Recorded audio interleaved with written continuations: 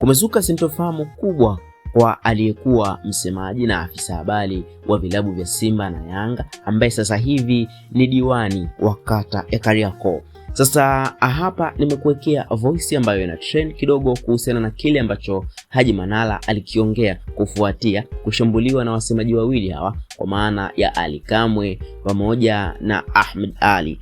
Sasa voice note hiyo niko nayo hapa, lakini kabla sija kusikilizisha hapa, tumia sekunde yako moja kusubscribe katika channel yetu ili ukajihakikishia kwamba unakuwa mtu wa kwanza kabisa kupata notification zote na taarifa zote pale tu punde zinapodondoka humu ndani.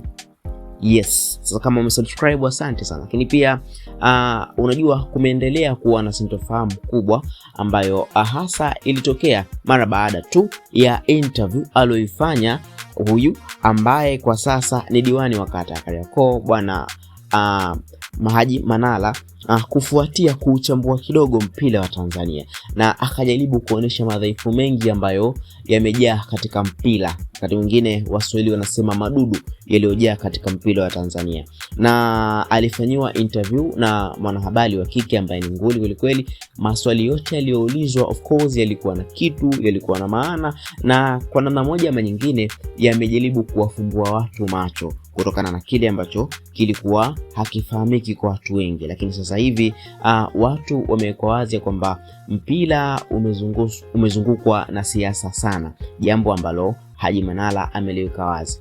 Lakini mbaya zaidi ni kwamba licha ya kuwasema vibaya maafisa habari wa timu zote mbili alizowahi kuzitumikia, kwa maana ya afisa habari wa Simba ambaye ni Ahmed Ally pamoja na afisa habari wa Yanga ambaye ni Ally Kamwe, lakini pia hawa wote nao wamekuja na wakamkana kumfahamu kwamba hawajui kama yeye alikuwa ni afisa habari, jambo ambalo huenda bado linaendelea kuzua taharuki ya sintofahamu. Sasa sijajua wewe shabiki yetu, kwa maoni yako unasemaje? Je, unamtambua Haji Manara kama nani katika tasnia nzima ya football? Tuandikie maoni yako hapa katika uwanja wa comment ili tuweze kupita nayo katika video ijayo. Lakini pia ninakuachia audio ama voice note ambayo aliongea Haji Manara. Hii hapa hivi, isikilize. Hamna lolote ananiweza.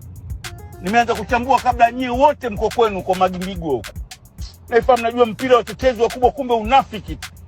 Hamuangaliwa shabiki, mmekalia unafiki tu. Lakini wa FCC kutwa mko mitandaoni, unafiki mkubwa mmejani. Mimi nawaita ni wanafiki na hamna cha kunifanya chochote. Takataka tupu nyinyi. Mimi nawaambia ukweli kabisa na wala siwaogopi. Hakuna yoyote wa kunifanya chochote na hamna lolote ananiweza.